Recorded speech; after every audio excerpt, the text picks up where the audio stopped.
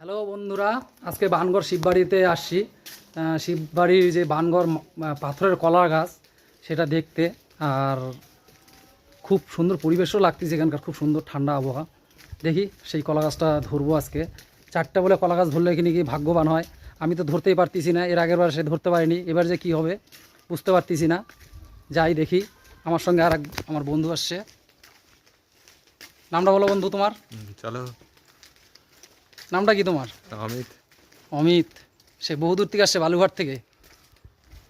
দেখি যাই আজকে ধরি। চলে আসছি, এই যে প্রথমে পোস্টারটা দেখাচ্ছি, এই যে, তারপরে এই যে চলে আসছি কলা গাছ দেখতে। 4টে আছে, দেখি ধরে দেখি এবার কি পরিস্থিতি যাচ্ছে।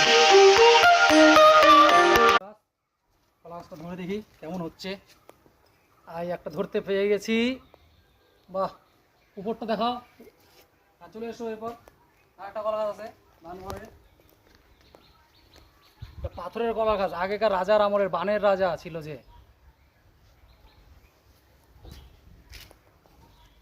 দুইটা হলো, তৃতীয় নাম্বারটা কি যে হয় দেখি। এটা ধরতে পারতেছি না, কপালটা ভালো না কি খারাপ কমেন্টে জানাবেন তোমরা। আমি এটা ধরতে পারলাম না, কেন যে ধরতে পারলাম না জানি না, আমার কপালটা খারাপ হয়তো। এবার এই 4র্থ নাম্বারটা দেখি। হ্যাঁ, এটা ধরতে পেরে গেছি। আমি একটা ধরতে পারলাম না, নাকি সবাই বলে নাকি যে 4টা ধরতে পারলে সে খুব ভাগ্যবান। আমি তো দেখতেছি আমার পুরোটাই কপালটাই খারাপ। তো আপনারা কমেন্টে জানাবেন কি কি পরিস্থিতিতে ধরা গেল না, কারণটা কি। দেখাও পুরো পরিবেশটা, দেখাও তো ঘুরে ঘুরে দেখাও। এদিকে বাড়ি আছে, এদিকে বাড়ি, এদিকে স্কুল পাশে, খুব সুন্দর পরিবেশ, ঠান্ডা পরিবেশ। এখানকার লোকজন খুবই শান্ত, খুবই ভালো।